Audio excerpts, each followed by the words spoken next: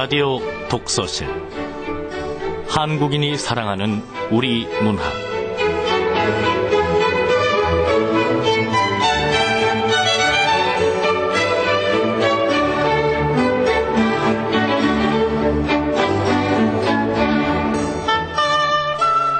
안녕하세요. 아나운서 김경란입니다. 다시 피는 꽃, 도종환. 가장 아름다운 걸 버릴 줄 알아 꽃은 다시 핀다. 제 몸 가장 빛나는 꽃을 저를 키워준 들판에 걸음으로 돌려보낼 줄 알아 꽃은 봄이면 다시 살아난다. 가장 소중한 걸 미련 없이 버릴 줄 알아 나무는 다시 푸른 잎을 낸다. 하늘 아래 가장 자랑스럽던 열매도 저를 잊게 한 숲이 원하면 되돌려줄 줄 알아 나무는 봄이면 다시 생명을 얻는다. 변치 않고 아름답게 있는 것은 없다.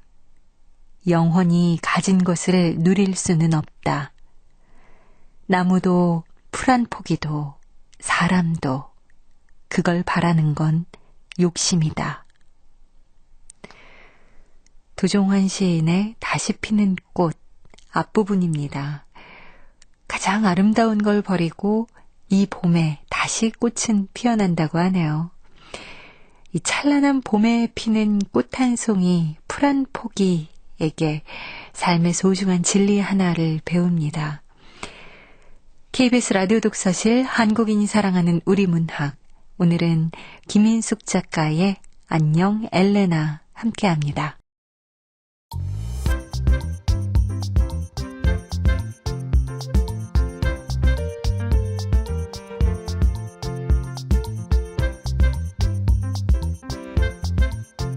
소리로 만나는 책 라디오 독서실. 한국인이 사랑하는 우리 문학을 김경란 아나운서와 함께 만나봅니다.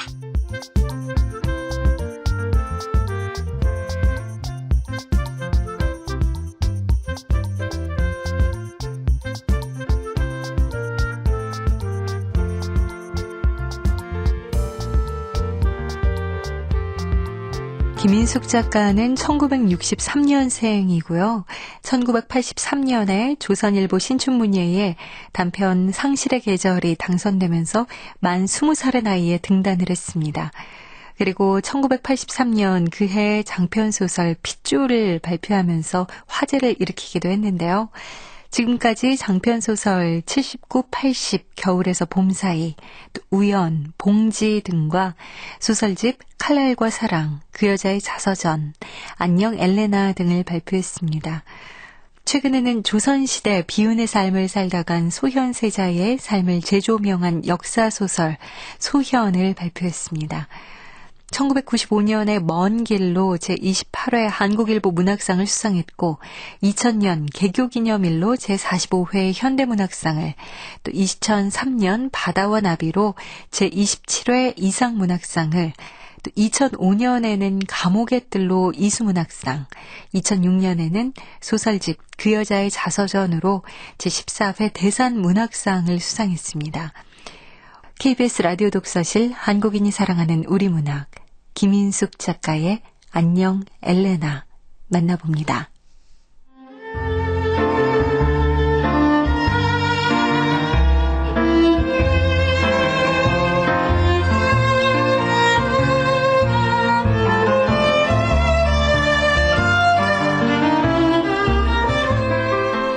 안녕 엘레나 김인숙.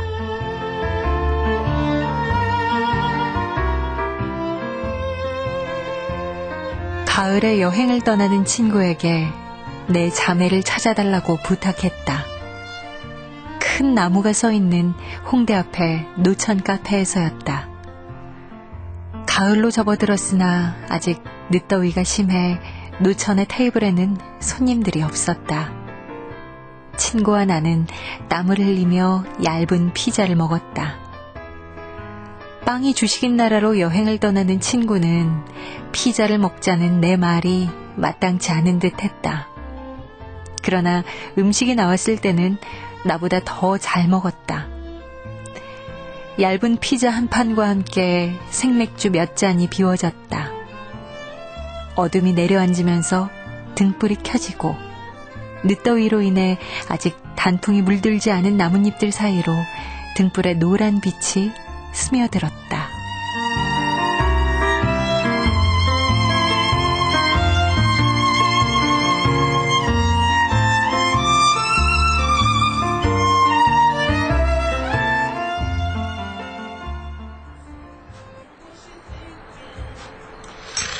맥주 더 시킬까? 아니야. 너나 나나 취하는 거 좋아하지 않잖아. 그렇지. 여행 준비는 다 돼가? 거의. 배랑 침낭, 점퍼. 비행기 티켓하고 숙소는 매일 인터넷 뒤져서 제일 싼 걸로 예약했는데 자고 나면 더 싼 게 나와. 어머, 그럼 어떡해? 어떡하긴. 수수료를 물고 환불을 하지. 근데 더 싼 숙소와 더 싼 항공표는 항상 이런 경고가 붙어 있어. 어떤 경우에도 취소가 불가합니다. 중요한 건 캔슬이 안 된다는 거야. 캔슬 불가라. 우리 인생이 원래 그렇지. 아버지 돌아가시고 혼자 괜찮아? 고혈압이라서 갑작스럽진 않았어. 여행이 필요한 건 넌데. 나도 너처럼 직장을 3년씩이나 다녔으면, 그래서 퇴직금을 한꺼번에 받을 수만 있었다면 캔슬 불가인 티켓을 예약하고 있을 텐데. 아, 맞다. 너 여행 가면 내 자매들 좀 찾아줄래? 어? 자매? 응. 우리 아버지의 딸들, 엘레나. 내 자매들을 찾아줄 수 있겠어? 그래줄 수 있겠어?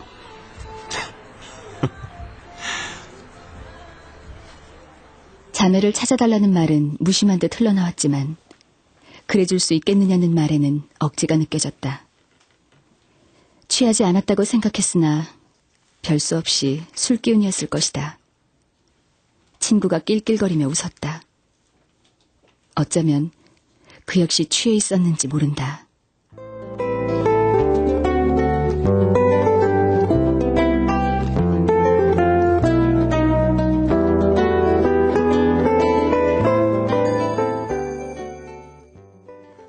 어려서 나는 자주 집에 늦곤 했다. 아버지가 정해놓은 귀가 시간을 맞추는 것이 나로서는 여간 힘든 일이 아니었다. 대학교에 입학하고 얼마 지나지 않아서의 일이었다. 그때 내 귀가 시간은 10시로 정해져 있었는데 집에 도착하니 10시 5분이었다.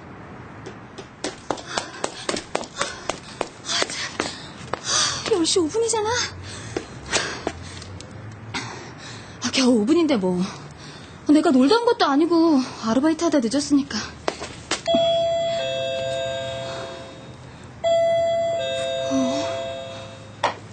뭐야, 아무 대답이 없잖아. 아버지! 아버지! 나는 아파트 철제문을 주먹으로 쾅쾅 두드렸다. 나중에는 발로 차기까지 했는데도 문은 열리지 않았다. 집에는 아무도 없었던 것이다. 아버지는 그날 아무 연락도 없이 자정이 넘어서야 돌아왔다. 아마도 오기 때문이었겠지만 거의 1시간 가까이나 집 밖에서 버티다가 마침내 열쇠로 문을 열고 들어온 나는 아버지의 늦은 귀가가 화가 나서 견딜 수가 없었다.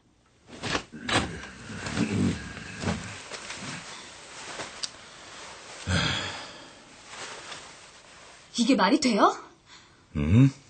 나는 겨우 5분 늦었을 뿐인데 아버지는 2시간이나 늦었어요.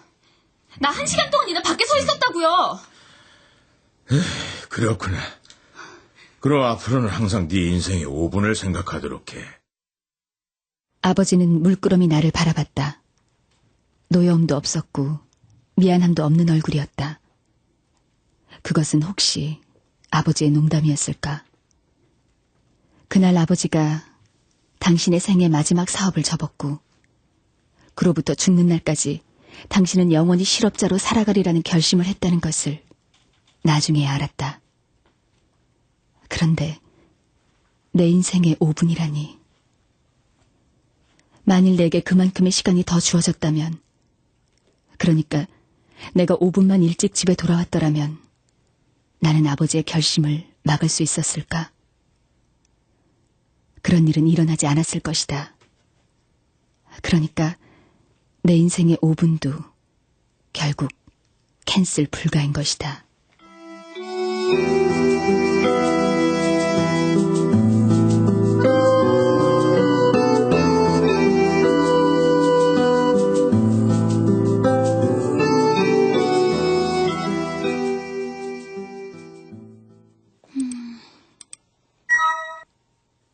메일이 왔네? 친구가 여행지에서 첫 번째 메일을 보내온 것은 출국 후 보름쯤 뒤의 일이었다. 메일 제목이 우와 인터넷이 된다? 아, 너답다. 첨부 파일에 석장이나 붙어있네. 메일 내용이... 야, 여긴 엘레나 투성이야. 여기도 엘레나, 저기도 엘레나. 크크크. 길지 않은 메일의 끝에 크크크가 붙어 있었다. 첨부 파일의 제목은 엘레나 1, 엘레나 2, 엘레나 3. 엘레나 1은 친구와 웬 백인 소녀가 여행지에서 함께 찍은 사진이고, 엘레나 2는 그 소녀가 중년의 백인 여성과 나란히 앉아있는 오래된 사진을 다시 카메라로 옮긴 것이었다. 아마도 소녀의 지갑에 있던 사진을 찍은 듯했다. 엘레나 3은 거리의 키오스크를 찍은 것인데 신문을 파는 여인이 카메라 앵글을 향해 활짝 웃고 있었다. 나는 그 사진들을 노트북 화면에 나란히 띄워놓고 한참 동안이나 들여다보았다. 친구가 보낸 메일의 내용이 너무 짧아서 그 사진들을 이해한다는 것이 나로서는 거의 불가능한 일처럼 여겨졌다. 여행을 떠나기 전에 나는 친구에게 내 자매를 찾아달라고 말했다. 취해서 한 소리라기보다는 농담에 가까운 말이었다. 오래전에 아버지는 원양어선을 타는 선원이었다. 저런 텅텅 매는 배도 아니지.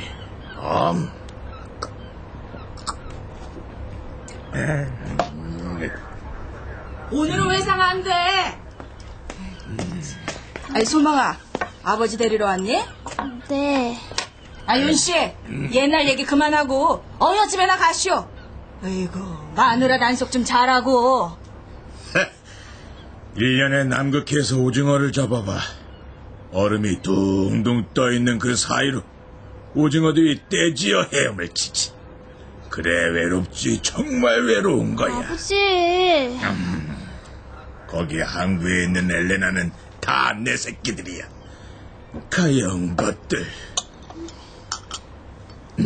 내가 씨만 뿌리고 왔으니 크는 건 지들이 알아서 크겠지.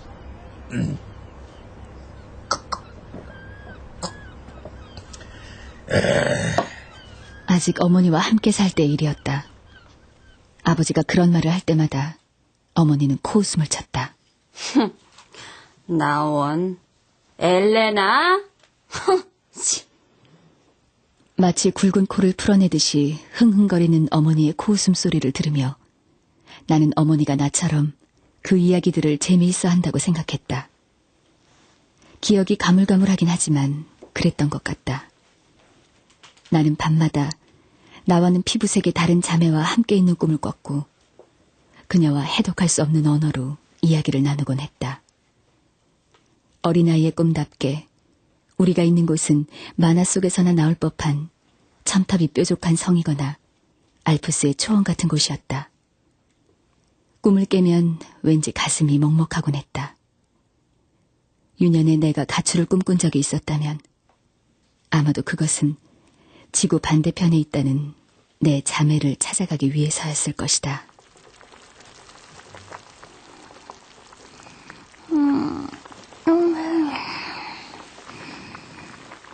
소망아, 그만 일어나야지. 아버지 오늘 배 타러 가실 거야. 당신은 내가 배를 타든 바다에 빠져 죽든 돈만 보내줬으면 좋겠지? 그렇지? 왜 또 그래요? 왜 또 그래? 지금 그 입으로 그런 말이 나와? 아니, 그게 어쩌다 보니까 나도 잘 살아보려고 했는데. 어떻게 그렇게 많은 돈을 보내줬는데 한 푼도 안 남았어? 그게 말이 돼? 나도 어떻게든 살아보려고 가게를 낸 건데. 가게 냈다 망해. 이자 줬다 때려. 이번엔 뭐라고? 나 없는 동안 혼자 낳은 애가 뇌수막염으로 죽어? 진짜야. 진짜 뇌수막염으로 죽었다니까. 사람들한테 물어봐. 사람들이 마누라 단속이나 잘 하라더라. 누가 그런 말을 해? 아우, 억울해 나. 억울해? 나만큼 억울해? 이런. 아버지는 그야말로 분노에 차서 어머니의 머리채를 휘어잡고 그 머리를 주먹으로 때리고 그러고는 집 밖으로 내쫓았다. 어머니는 날린 돈이 너무 커서 그런 정도의 대접은 당연하다는 듯이 문 앞에 쭈그리고 앉아있거나 혹은 집 앞 구멍가게에서 산 빙과를 멍든 얼굴에 대고 멍하니 서 있곤 했다. 그럴 때의 어머니 얼굴은 아버지가 부재할 때의 그 빛나던 얼굴이 아니었다. 어머니는 어디에서나 잘 웃고 누구에게든지 친절한 사람이었다. 구멍가게에 파 한 단을 사러 나갔다가도 남 모르는 남자 손님과 평상에 앉아 그 손님이 사주는 빙과를 까먹곤 했다. 그럴 때 어머니 얼굴은 뜨거운 물에 데쳐지기 전에 오징어처럼 윤기가 흘렀다. 아버지가 그토록 먼 항구에서 엘레나를 끌어안고 엘레나들을 돌보며 아주 돌아오지 않았다면, 그러면 어머니의 인생은 더 행복하지 않았을까?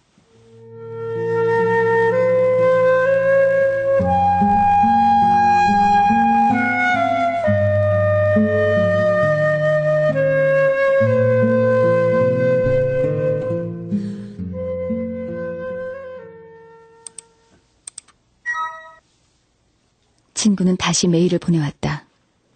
이번에도 첨부 파일이 붙어 있었다. 엘레나 4, 엘레나 5. 엘레나 4의 사진 속에서 친구는 어린 소녀들과 버스 터미널의 의자에 앉아 있었다.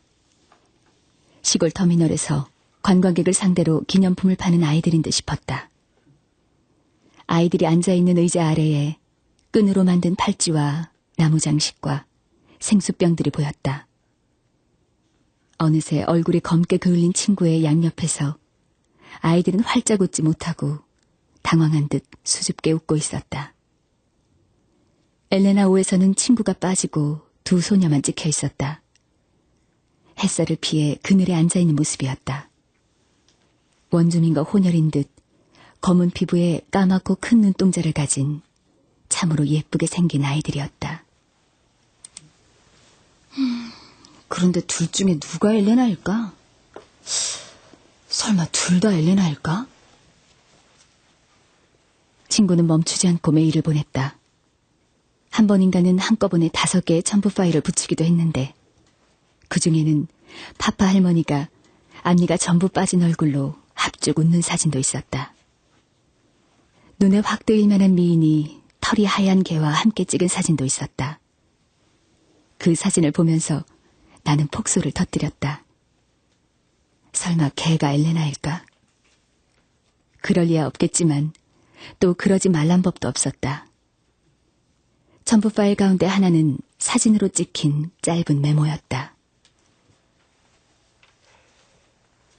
내가 너의 시스터야. 날 한국에 초대해주겠니?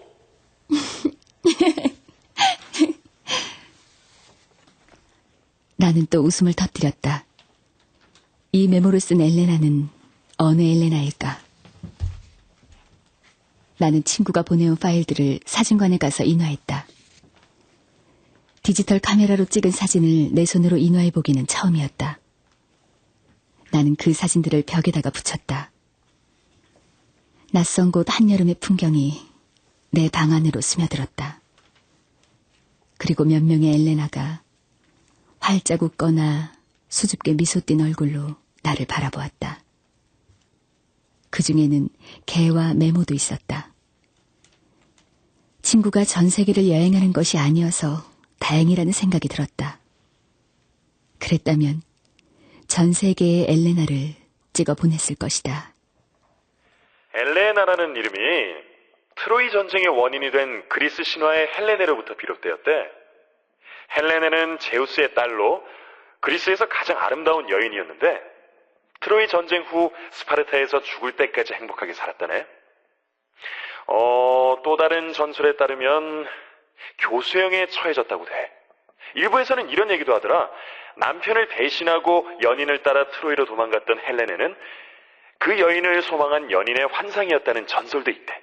하나만 더. 엘레나라는 이름은 영국에서는 헬렌, 프랑스에서는 엘렌, 독일에서는 헬레나라고 불러. 그 대목에서 나는 하하고 가벼운 숨을 내쉬었다.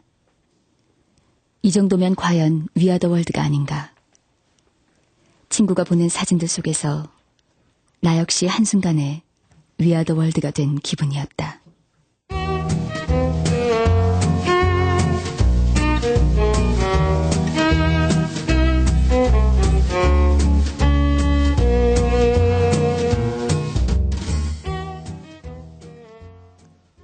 어머니와 이혼한 후 아버지는 혼자서 나를 키웠다. 내가 중학교에 입학하던 무렵부터의 일이었다. 어린 딸도 아니고 사춘기에 접어들기 시작한 딸을 덜컥 떠맡은 것은 아버지의 오기가 빚어낸 비극적인 결말에 지나지 않았다. 이혼할 때 아버지는 어머니가 원하는 그 무엇도 해주고 싶지 않았다. 어머니가 원하는 것을 뺏기 위해 아버지는 자신의 인생쯤은 아무렇게나 되어도 좋다고 생각했다. 나를 맡아 키우던 초기의 몇 해 동안 아버지가 얼마나 극심한 혼란에 사로잡혀 있었는지를 가장 잘 아는 사람은 바로 나다. 아침에 엄했던 아버지는 저녁 때 약해졌고 저녁 때 부드러웠던 아버지는 아침에 다시 완고해졌다. 그렇게 해서 남은 규율이 오직 귀가 시간뿐이었다. 일찍 다녀.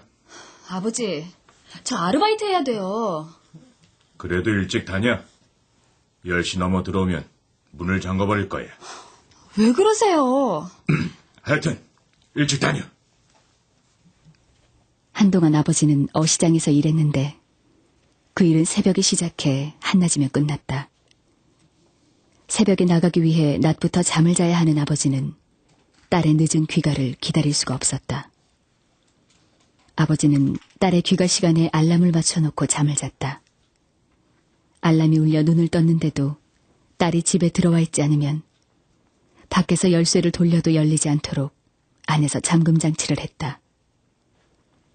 그같이 부당한 대접을 참을 수 없다고 생각한 것은 내가 대학을 졸업하던 무렵의 일이었다. 그쯤에 아버지는 이미 실업자였고 나는 이른 저녁부터 밤까지 아르바이트를 해야 했으므로 귀가 시간 따위는 이미 무의미해진 상태였다. 일찍 다녀. 어제 문 잠근 건 네가 10시 넘어서 들어오니까. 왜 아버지는 일하러 나가지 않아요? 아버지 나이 아직 환갑도 안 됐는데 그런 법이 어딨어요? 미국에서는 대학 가면 독립해서. 여기가 미국이에요? 어떻게 벌써부터 딸 자식한테 얹혀 살 궁리나 할 수 있어요? 미국에서도 얹혀 살진 않잖아요. 난 아버지는커녕 내 몸 하나도 힘들어 죽을 지경이에요. 그러니 어쩌겠어요? 아버지는 묵묵히 서 있었다. 물론 누구나 잘못은 한다. 아버지가 더 이상 돈을 벌지 않은 것은 돈을 벌 수 없었기 때문이었다. 돈을 벌려고 시도할 때마다 더 많은 돈이 사라지고 빚만 남았다. 아버지는 두려웠고 멈추고 싶었던 것이다. 할 수 있는 일이 멈추는 일밖에 없게 된 사람의 슬픔을 이해하기에는 나는 너무 어렸다. 그날의 기억이 떠오를 때마다 나는 나 자신에게 너그러워지려고 노력한다.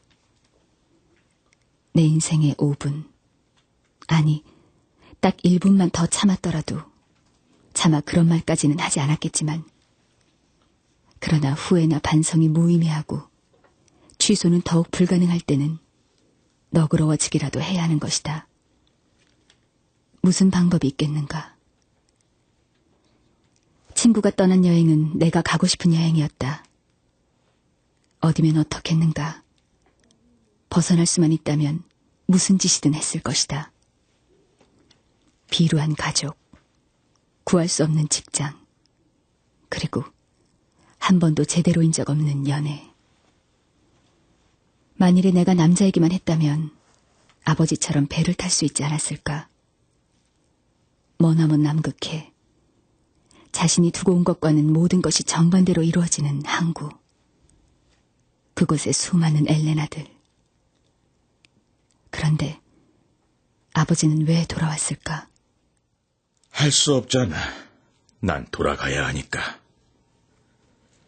내가 아무리 뱃놈의 잡놈이라도 그 정도는 알아. 돌아가야지. 돌아가서 내 마누라 내 새끼들하고 지지고 볶으며 살아야지. 나도 그 정도는 안단 말이야. 물론 미안했지. 어떻게 미안하지 않을 수 있어. 항구에는 말이야. 미안해서 어쩔 줄 모르는 사람이랑 그 미안함 때문에 출렁이지 않고는 견디지 못하는 사람들 투성이야. 지껏 남의 것 가리지 않고 어린 새끼들을 끌어안고는 술 냄새가 푹푹 나는 입김을 그 어린 것들의 귓불에 쏟아 부어가면서 우는 거야. 그게 참 꼴같지 않기는 해. 울면서 한다는 소리가 미안하다. 미안하다. 내가 사람이어서 미안하다. 그런데 말이야. 살아있는 모든 것은 살아있는 무언가에 대해서 미안한 거야.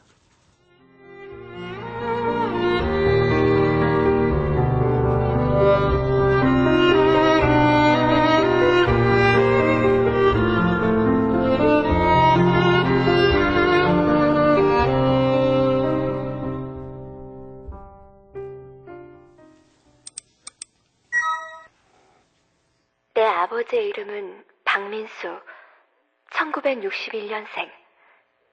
나의 할아버지 이름은 박도리, 고향은 남쪽 바다입니다. 서툰 한글로 써서 다시 디지털 카메라로 찍은 첨부 파일이 친구의 메일과 함께 도착했다.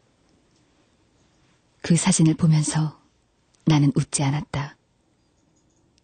되물릴 수만 있다면 친구에게 했던 말을 취소할 수 있을까?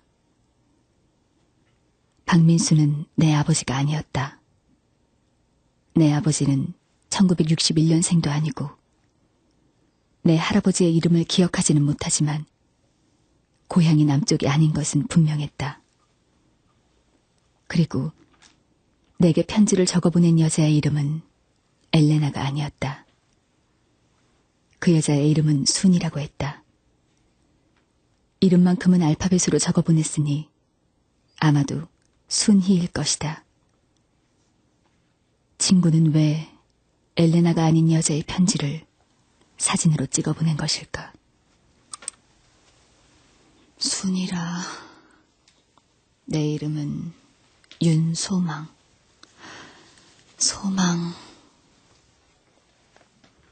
아버지는 어쩌자고 내게 이렇게 낯뜨거운 이름을 붙여줬던 것일까? 딸의 청춘이 훗날 당신들의 청춘과는 달리 소망하는 것조차 없어지는 초라한 생이 되리라는 것을 이미 알았던 것일까? 혹은 그것이 아버지의 소망이었던 것일까? 아버지와 어머니의 생각과는 달리 나와 내 친구들의 소망은 우리의 삶이 특별하거나 훌륭해지는 것이 아니었다. 특별히 좋은 일은 기적이었지만 특별히 나쁜 일은 일상처럼 다가왔다. 친구도 알고 있는 사실이지만 아버지는 친구가 여행을 떠나기 몇 달 전에 돌아가셨다. 혈압으로 쓰러진 게 좀 급작스러운 일이기는 했지만 오래된 병이었으니 느닷없다고까지는 할 수 없었다. 거의 연락을 하지 않고 지내오던 어머니에게 전화를 했을 때 어머니는 숨죽여 울었다.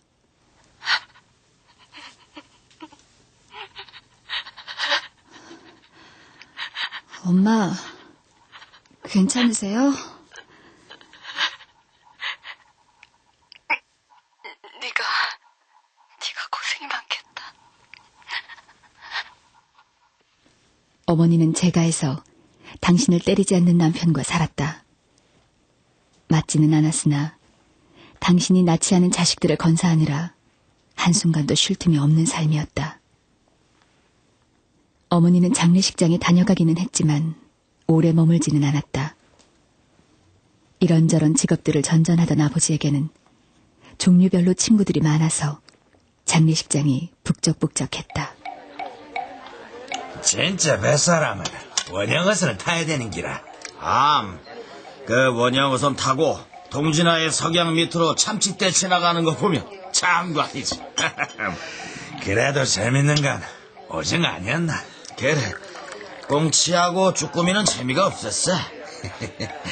이 친구 바닷배도 탔으니 요단강 건너는 것쯤이야 유도 아니겠지. 뭐.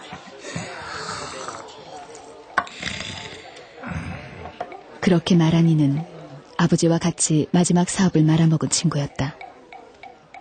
그는 아버지와 한때 원양어선을 같이 탄 사람이기도 했다. 과장이 심해서 하루에 한 번씩 원양어선을 탄 사연이 달라졌다. 내가 원양어선 탄 것만은 아저씨, 남자는 많이 드세요.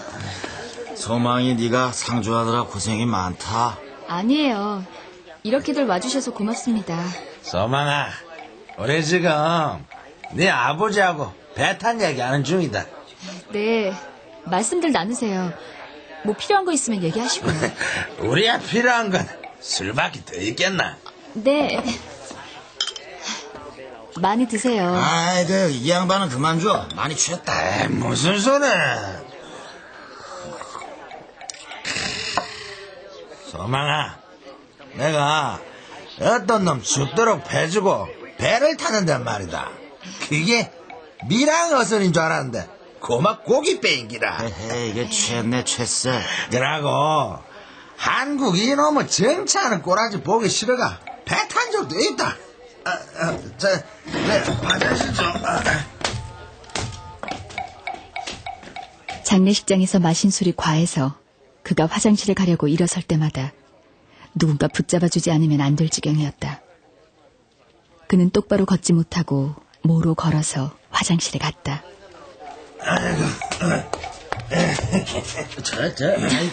아이, 조심. 저러다 넘어지겠네, 아이고, 이 소망이 웃는 거 보니까 이거 뭐 좋은 일 있었나 보네. 아버지 생각나서요. 갑자기 웃음이 터져나올 것 같아 나는 고개를 숙이지 않을 수 없었다. 어린 시절의 아버지가 떠오른 때문이었다. 가을 운동회 때였을 것이다. 아버지는 장애물 달리기 시합에 나갔는데 똑바로 달리지를 못하고 자꾸만 사선으로 달려 구경하는 사람들의 웃음을 자아냈다. 사선으로 달리면서 이 사람을 치고 저 사람을 치는 바람에 달리기 시합이 엉망이 되었다. 사람들이 배꼽을 빼고 웃는 동안 1등은 아버지가 해버렸다.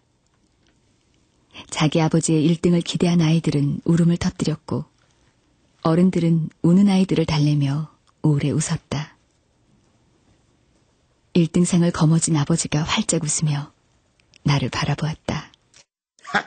소망아, 1등이다. 아버지는 선천적으로 다리 길이가 달랐다. 걸을 때는 모르지만 달릴 때는 확연히 드러났다. 아버지가 배를 탄 건 어쩌면 남들과는 다른 다리 길이 때문이었는지도 모른다. 출렁거리는 배 위에서 아버지는 짧은 다리와 긴 다리로 단단히 중심을 잡았을 터이니. 장례식장이니 당연한 일이겠지만 어린 시절의 운동회나 졸업식 같은 행사 이후로 그렇게 많은 아버지들이 모인 것을 본 적이 없었다. 아버지들은 모두 늙어서 누구도 다시는 장애물 달리기 같은 것은 하지 못할 것처럼 보였다. 그들은 그저 술잔을 기울이며 때때로 그들의 생애를 걸고 넘어졌던 추억을 한 칸 한 칸 넘고 있을 뿐이었다. 아버지는 친구들 중에서도 먼저 세상을 뜬 편에 속했으니 빗두루 달렸더라도 결국 남보다 먼저 종착점에 도착한 것일까?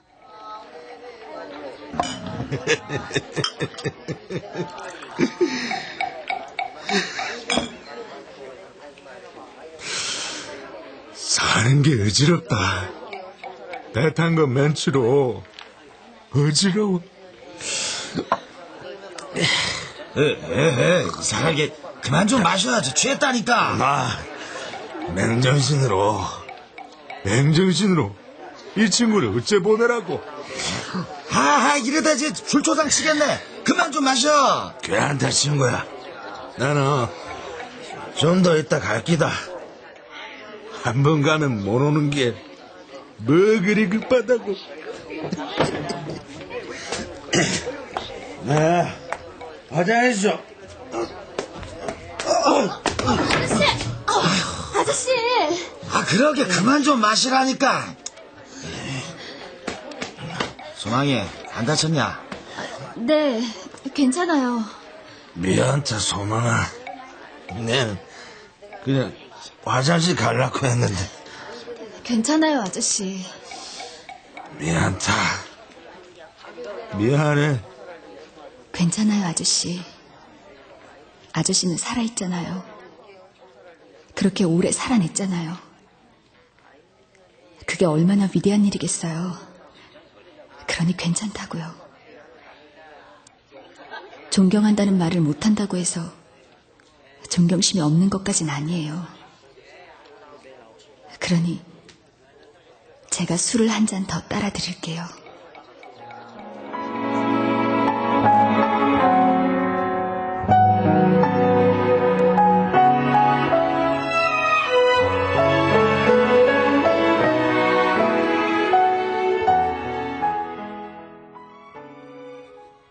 아버지는 임종 무렵에 아무 말씀도 하지 않았다.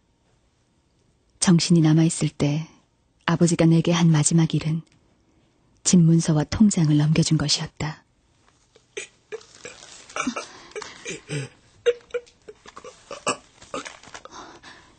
이건 통장이잖아요.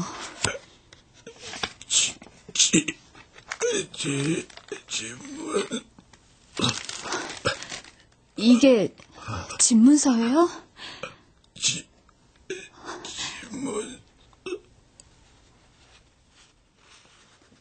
통장의 잔고는 너무나 알량해서 한 달 생활비도 겨우 될까 말까였다.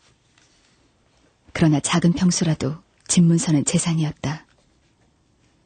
누구도 내 나이에 이만한 퇴직금을 받아 챙길 수는 없을 것이니 친구들이 모두 나를 부러워할 판이었다. 친구가 여행지에서 보내온 사진, 아버진 박민수를 찾는다는 편지가 찍힌 사진을 나는 역시 인화해서 벽에다 붙여놓았다. 그 사진을 보면서 내 아버지가 박민수가 아닌 것이 다행인가 불행인가를 잠시 생각했다. 무의미한 생각이었다. 잠시 후 거실로 나가 아버지의 영정사진을 가져와 그 편지 옆에다 붙였다. 붙여놓고 보니 참으로 농담 같았다. 세상의 수많은 엘레나들 사이에서 아버지 역시 또 한 명의 엘레나처럼 웃고 있지 않은가.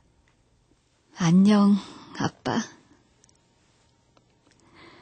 아빠, 참을 수 있어. 기껏 5분만 참으면 되잖아. 괜찮아, 아빠. 아버지가 나한테 미안하다는 말 안 하고 돌아가신 거 용서하고 싶어요. 아버지가 만약에 미안하다고 했다면 나도 말했을 거야. 우리 딸 소망아.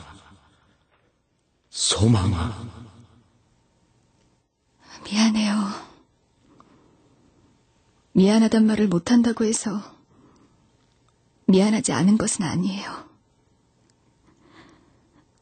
죽을 만큼 미안해요. 아버지에게 빗대어 내 인생에 대해서도 말할 수 있었을 것이다. 미안하다, 나의 초라한 삶. 집문서가 있어 다행이다. 나는 집문서에게도 미안해하며 5분 동안 이를 악물고 있었다. 벽에 걸린 시계의 초침이 수많은 엘레나들 사이에서 째깍거리며 분주히 움직였다. 5분은 짧은 내 인생처럼 짧았고 짧지 않았던 내 아버지의 인생처럼 길었다.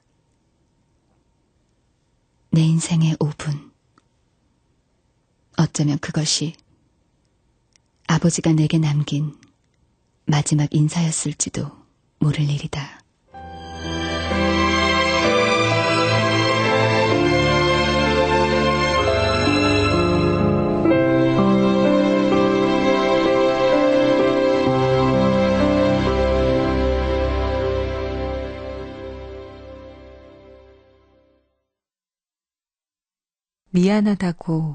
미안하다는 말을 못한다고 해서 미안하지 않은 것은 아니라고. 여러분들은 지금 어떤 마음이세요? 저는 누구인지는 모르지만 그냥 미안하다는 말을 하고 싶고 또 그 미안하다는 말을 듣고 싶은 그런 마음입니다. 안녕 엘레나, 김인숙 작가 제 앞에 나와 계세요. 안녕하세요. 안녕하세요. 네, 반갑습니다. 저희가 안녕 엘레나 함께 들어봤는데 일단 언제 어떤 계기로 쓰신 작품인가요? 이 작품이 발표된 거는 제가 기억하기로는 한 1년쯤 전인 것 같고요. 네. 그 전해에 제가 그 문학 프로그램, 레지던스 프로그램으로 아르헨티나에 다녀왔어요. 네. 그곳에서 이제 교포들 만나고 또는 그 혼혈인 친구들도 만나고 그러면서 느꼈던 감정들을 좀 묵혔다가 쓴 글입니다. 그렇군요. 근데 이 작품 속에서 나라는 인물은요, 왜 나의 자매일지도 모르는 그 수많은 엘레나들을 굳이 찾아달라고 부탁을 했을까요? 조금 멋있게 얘기하면 아무래도 그 존재의 근원을 찾는 거겠죠. 그게 이제 작품에서는 자기의 자매를 찾는 걸로 표현이 되지만 아마 좀 더 들어가 보면 결국 자기 자신을 찾는 일, 자기 자신의 죄의식 혹은 뭐 자기 자신의 사랑 이런 것들과 정면으로 대면하기 위해서 그 통과하는 뭐 어떤 의뢰 이런 것들이 아닐까 싶습니다. 예. 그 사진 속의 엘레나가 진짜 엘레나일지 정말일 수도 있을 테고요. 또 아니면 뭐 정말 엉뚱한 엘레나일지가 아무도 모르지만 하여간에 그런 것들을 보면서 생각을 전개해 나가는 그 주인공의 마음을 이렇게 보고 있으니까 꼭 그게 그 주인공 나만의 이야기가 아니라 우리 모두에게도 좀 다른 방식으로 고민할 수 있는 그런 부분들이 아닐까라는 생각도 들었어요. 예, 뭐 그렇게 읽어주시면 고맙죠. 이것이 우리 모두의 이야기다. 그리고 뭐 그래요. 저도 궁금해요. 그 속에 진짜 엘레나가 있을까? 그러게요. 분명 그 걔는 아닐 테고요. 예. 네. 이 작품 외에도 이제 소설집 안녕 엘레나에 등장하는 그 대부분의 삶이 보면 참 좀 고단하고 상처받은 그런 인생들인데 그래서 어느 순간에 이렇게 그 인물들을 보고 있으면 좀 마음이 찡해지기도 하고 그래요. 좀 부족하고 그래서 상처받기 쉬운 그런 인생에 아무래도 관심이 좀 더 많이 가시나요? 네, 그런 비슷한 질문을 언젠가도 받아본 적이 있는데 그때 제가 대답하기를 누구에게나 가장 중요한 것은 행복해지는 것이다라는 말을 했어요. 네. 물론 저한테도 가장 중요한 것은 행복해지는 것이거든요. 제가 굳이 그 상처받은 사람 또는 힘들고 고단한 사람들한테 관심을 갖는다면 그 바닥까지 내려가서 그 행복해질 수 있는 방법을 찾고 싶어서일 거예요. 방법이라고 말하면은 좀 모순될지는 모르지만 행복의 근원? 행복의 근원. 예, 행복의 근원. 하여튼 그걸 바닥까지 내려가다 보면 그런 게 보이지 않을까. 그래서 따뜻해지는, 적당히 타협하지 않고 진짜 행복이란 그런 데에 있는 게 아닐까. 아마 저는 그래서 더 쓸쓸하고 힘든 사람들한테 관심을 갖는 것 같아요. 예.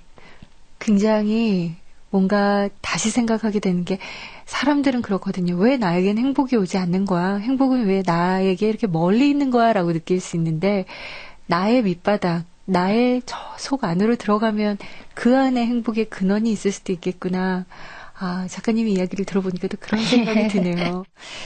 자, 근데 최근에요. 아주 따끈따끈한 장편 소설이 하나 나왔습니다. 네. 근데 굉장히 또 독특한 게 역사 소설이에요. 예. 소현세자 얘기라고요. 네네. 그래서 소현세자를 작품화 하신 데에는 좀 이유가 있으실 것 같고 그 주목한 그 이유는 예. 뭘까요? 소현세자는 겉으로만 봤을 때는 영웅적인 이미지가 아니죠. 말하자면 패전국의 세자이고 네. 임금이 되지도 못했고 그의 생애의 거의 대부분을 볼모로서 눈치를 보면서 살았던 사람이거든요. 그렇죠. 근데 그와 동시대에 그 청나라의 그 가장 실권자였던 사람은 그 이 소현세자와 동갑의 나이인데 그는 전쟁에 승리를 하고 최고의 지위에까지 올라가게 돼요. 그 두 사람의 삶을 비교를 해봤는데 나는 그 소현세자 역시 영웅이라고 생각을 하거든요. 왜냐하면 전쟁에 승리한 자, 무엇인가 승리한 자, 그리고 가장 꼭대기에 올라설 수 있는 자만이 영웅은 아니라고 생각을 하는 거예요. 진정한 영웅은 모든 굴욕을 견디면서 기다림을 참고 인내할 수 있는 자, 그리고 그 기다림이 숭고한 자. 그냥 무조건 기다리는 게 아니라 숭고한 뜻을 가지고 기다릴 수 있는 자라면 그 전쟁에 승리하고 가장 높은 곳에 있는 사람보다도 오히려 더 영웅일 수 있다고 생각을 하는 거예요. 소현세자가 그런 면에서 제 관심을 끌었고 겉으로는 영웅이 아니었지만 속으로는 영웅이어야만 했고 어떤 의미에서는 가장 숭고한 의미에서 영웅일 수 있었던 그 사람의 고독, 내면의 고독이 제 마음을 건드렸던 것 같습니다. 아, 예. 그래요. 김희숙 작가께서 이해하고 사랑하게 된 그 소현세자에 얽힌 이야기, 예. 소현이라는 작품 저도 꼭 읽어보도록 하겠습니다. 감사합니다. 앞으로도 좋은 작품 꾸준히 발표해 주시고요. 오늘 이렇게 직접 나와주셔서 좋은 말씀 감사합니다. 예, 감사합니다. 지금까지 안녕 엘레나의 작가 김인숙 작가와 함께했습니다. 오늘 소개한 안녕 엘레나의 5분에 대한 구절이 있습니다. 5분은 짧은 내 인생처럼 짧았고 짧지 않았던 내 아버지의 인생처럼 길었다. 5분이라는 시간은 짧다면 짧고 또 길다면 긴 시간인데요. 이 5분이 누군가에게는 운명을 좌우하는 소중한 시간이 될 수도 있다는 것 기억하셨으면 좋겠습니다. 그리고요, 이상하게도 이 봄에는 시간이 더 빨리 가는 것 같지 않으세요? 저는 다음 주 이 시간에 다시 찾아오겠습니다. 지금까지 김인숙 작가의 안녕 엘레나 편, 음악 최현석, 효과 안익수, 노동걸, 김기평, 기술 이흥규, 극본 서현이, 제작 박기환, 진행의 김경란이었습니다.